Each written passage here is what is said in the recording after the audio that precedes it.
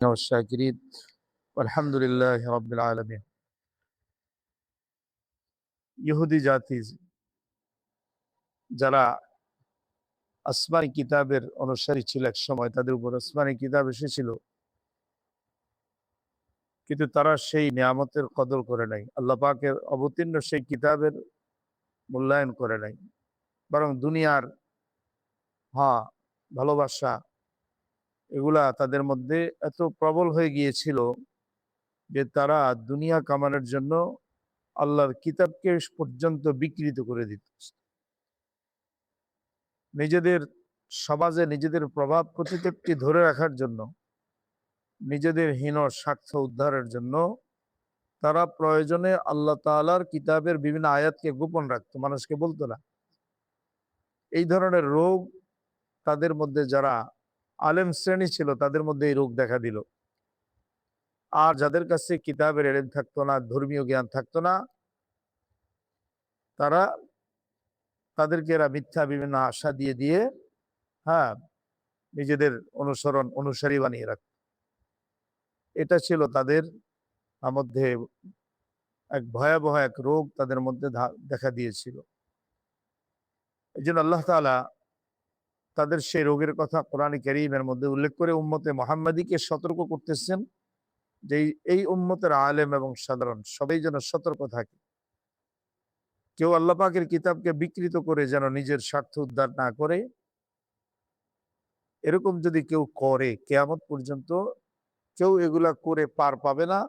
আল্লাহ পাক তার সেই চক্রান্ত ধরায় দেওয়ার জন্য আল্লাহ পাক তার বান্দাদেরকে রাখবেন। এমন না যে এই উম্মতের সব আলেমরা কি হয়ে যাবে, সবাই বিচ্যুতির পথে চলে যাবে, এটা কখনো হবে না। কিছু লোকের বিভ্রান্তি আসতে পারে, কিন্তু বিভ্রান্ত হলেও কোরআন এবং হাদিসের অপব্যাখ্যা করলেও অন্য লোকেরা সেটা ধরায় দিবে, অন্যরা সতর্ক করবে, সবাই গোমরা হয়ে যাবে না। তো ইহুদিরা তারা যে সকল মিথ্যা আশা তাদের সাধারণদেরকে দিয়ে রাখতো, তার মধ্যে একটা আশা ছিল, একটা কথা এরকম, তারা বলতো যে দেখো, জাহান্নামে যদি যাওয়াই লাগে আমাদের, তো আমরা অল্প কিছুদিন সেখানে থাকবো, সবসময় জাহান্নামে থাকা লাগবে না। যে কয়দিন অপরাধ হইছে ওই কয়দিন, বা যেই কয়দিন দুনিয়াতে বেঁচে আসো, গুনাহ করছো, ওই কয়দিন জাহান্নামে জ্বলা লাগবে, তারপরে জান্নাতেই ঢুকতে পারবো, অসুবিধা নেই। অথচ কাহারও জাহান্নামে এরকম অল্প মেয়াদে থাকা, না স্থায়ীভাবে থাকবে, না জান্নাতে যাবে, সেগুলোর মাপকাঠি আছে। ওই মাপকাঠিতে যারা উত্তীর্ণ হবে তারা জান্নাতে যাবে, সেই মাপকাঠিতে উত্তীর্ণ না হইলে সে চিরদিনে জাহান্নামে থাকবে। মাপকাঠিটা হলো ঈমান এবং নেক আমল। যারা সঠিক ঈমান গ্রহণ করবে এবং আল্লাহ তাআলার হুকুম, যেই যুগে যেই কিতাব, যেই নবী এসেছেন, সেই কিতাব আর সেই নবীর পথ নির্দেশ মেনে চলবে।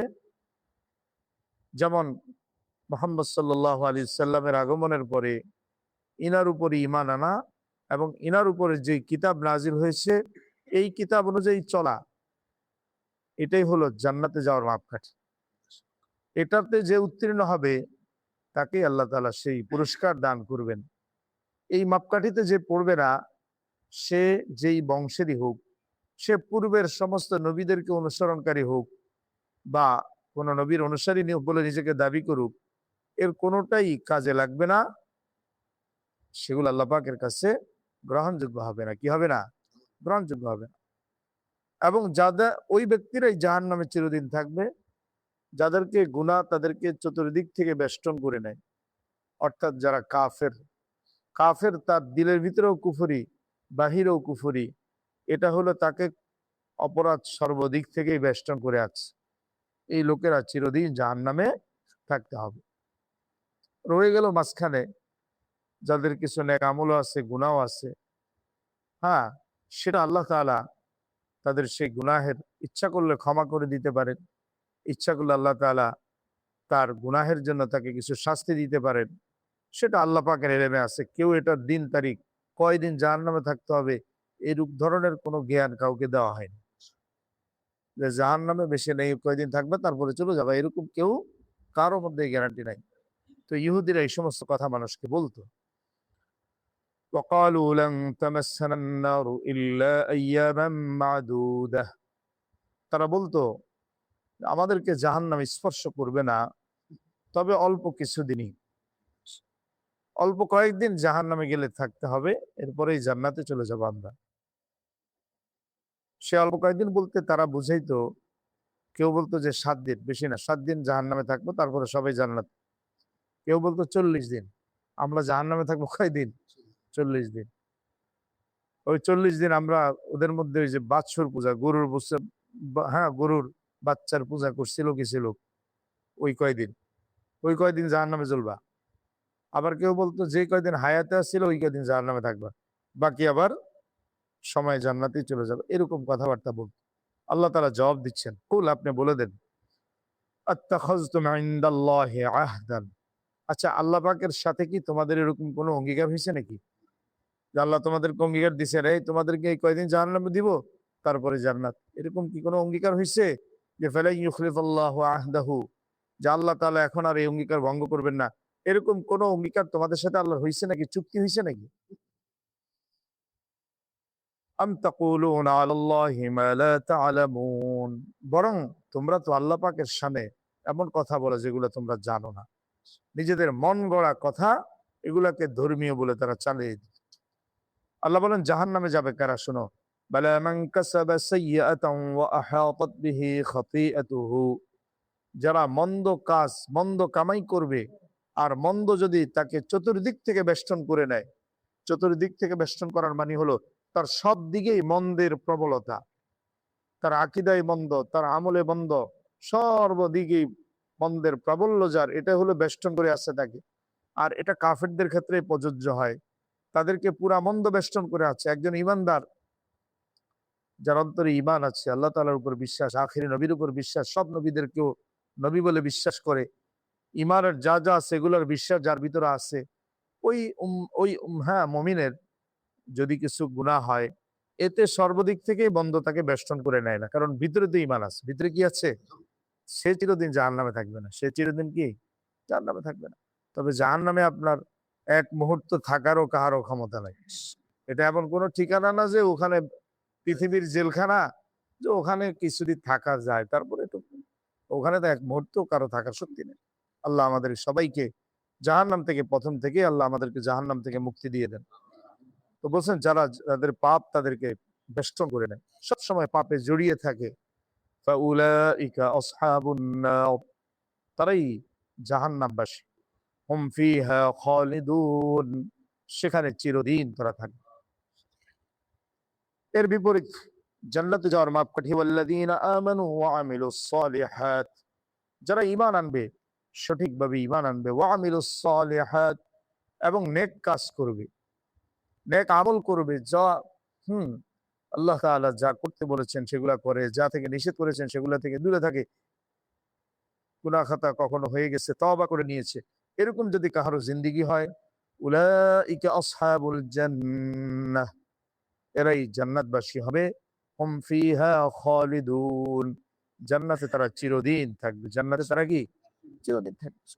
এই জন্য কোন ইমানদার, তার ইমানটা যদি খাঁটি থাকে, ইমানে কোনো খুঁত থাকে না, আর সাথে যদি সে শরীয়তের ফরজগুলা, ওয়াজিবগুলা, এগুলাকে মজবুতির সাথে আদায় করতে পারে, আর অপর দিক দিয়ে হারাম, কবিরা গুনাহ, মাকরুহে তাহরিমি গুনাহগুলা থেকে দূরে থাকতে পারে, এইভাবে যদি কেউ কারো মৃত্যু আসে, তাহলে এই মুমিন ব্যক্তি চোখ বন্ধ করে প্রথমেই জান্নাতে যেতে পারে। যদি ঈমান খাঁটি হওয়ার পাশাপাশি তার আমলগুলা, ফরজ ওয়াজিবগুলা মজবুত ভাবে আদায় করে, এগুলাতে তার ত্রুটি নাই, আর হারাম, কবিরা গুনাহ, মাকরুহে তাহরিমের গুনাহ, এগুলা থেকে সে দূরে থাকছে, এগুলাতে লিপ্ত হয় নাই, এইভাবে যদি কেউ জীবন পার করতে পারে, প্রথমেই সে জান্নাতে যাবে। আর যদি কাহার এমন হয় যে ঈমান ছিল কিন্তু ফরজ ওয়াজিবে ত্রুটি ছিল, কবিরা গুনাহ, হারাম গুনাহ ইত্যাদি সে মাঝে মধ্যে করে ফেলছে, এগুলা তওবাও করে নাই, সংশোধন হয় নাই, এইভাবে দুনিয়া থেকে চলে গেছে, তার ব্যাপারটা হলো ভিন্ন। তার ব্যাপার আল্লাহ পাক চাইলে তাকে মাফ করে দিয়ে প্রথমেও জান্নাতে দিতে পারেন, আবার চাইলে আল্লাহ তাআলা তাকে শাস্তি দেওয়ার পরে তারপরে জান্নাতে দিবেন। তারপরে কি দিবেন? জান্নাতে দাখিল করাবেন। তবে কিছু গুনাহ এমন আছে যেই গুনাহগুলার কারণে আল্লাহ তাআলা শাস্তি দিবেন, জাহান্নামে দিবেন, এটাই প্রবল। যেমন নামাজ পড়ে না। কি পড়ে না? যে লোক নামাজ আদায় করে না, ফরজ নামাজ আদায় করে না। এটা এত ভয়াবহ গুনাহ, এটাকে কুফরি গুনাহের মতো বলা হয়েছে, নামাজ না পড়া। অতএব যে নামাজ পড়ে না সেই লোক মাপ পেয়ে জান্নাতে চলে যাবে এই সম্ভাবনা খুবই কম। তাকে এটা শাস্তি দিতেই হবে। শাস্তি কি? ফরজ তরক করলে। কি তরক করলে? ফরজ। কবিরা গুনাহ, যেগুলা গুনাহের মধ্যে এই ধরনের একটা গুনাহই মানুষকে জাহান্নামে নেওয়ার জন্য যথেষ্ট। সেই গুনাহগুলা যদি কেউ করে তাহলে বিনা তাওবায় যদি সে মারা যায় তাহলে জাহান্নামের শাস্তি ভোগ করাটাই বেশি সম্ভব। কারণ আল্লাহ তাআলা ওগুলো থেকে তো কঠোরভাবে নিষেধ করছে। তো যাই হোক, এই জন্য ঈমান এবং নেক আমলের পথে যারা মজবুত ভাবে থাকবে আল্লাহ পাক তাদেরকে জান্নাত দান করবেন। সে যে বংশের হোক, সে যে গোত্রের হোক, সে যেমন লোক হোক, সেগুলো আল্লাহ তাআলা দেখবেন না। অতএব ইহুদিদের যেই দাবি ছিল যে আমরা ইহুদিরা নবীদের বংশের লোক, আল্লাহর প্রিয় পাত্র, আমরা যাই করি অসুবিধা নেই, অল্প কিছুদিন জাহান্নামে থাকলেও পরে জান্নাতে চলে যাবে। আল্লাহ তাআলার সাথে তোমাদের এরকম কোনো চুক্তি হয় নাই। এই সকল মিথ্যা দাবি তোমরা করে থাকো, এগুলা করে মানুষকে বিভ্রান্ত করে থাকো। জান্নাতে যাওয়ার মাপকাঠি হলো ঈমান এবং নেক আমল। ঈমান এবং নেক আমল, বাস এই দুইটা যার থাকবে সে জান্নাতে যেতে পারবে। এর বাহিরে কেউ জান্নাতে যাওয়ার সুযোগ নেই। আল্লাহ রাব্বুল আলামিন আমাদেরকে ঈমানের পথে এবং ঈমানের দাবি অনুযায়ী জীবন যাপন করার তৌফিক দান করেন। আল্লাহ তাআলার পক্ষ থেকে যে ফরজ করা যে বিধান আছে, বিশেষভাবে নামাজ, নামাজের বিধান, এরপরে আরো যে ফরজ বিধানগুলো আছে, এগুলাকে গুরুত্বের সাথে আদায় করতে পারে সে তৌফিক দান করেন। যেই জিনিসগুলো থেকে আল্লাহ নিষেধ করেছেন, যেগুলো বড় ধরনের গুনাহ, ফাহিশা গুনাহ, কাবায়িরুল ইসমি, কোরআনের আয়াতের মধ্যে আসছে, বড় ধরনের পাপ, অন্যায়, অপরাধ, হ্যাঁ, কবিরা গুনাহ, হারাম কাজ, এগুলো থেকে খুব সতর্কতার সাথে আমাদেরকে দূরে থাকার, আল্লাহকে ভয় করে দূরে থাকার তৌফিক দান করেন। সুবহানাকাল্লাহুম্মা ওয়া বিহামদিকা, আশহাদু আল্লা ইলাহা ইল্লা আনতা, আস্তাগফিরুকা ওয়া আতুবু ইলাইক। আসসালামু আলাইকুম ওয়া রাহমাতুল্লাহ।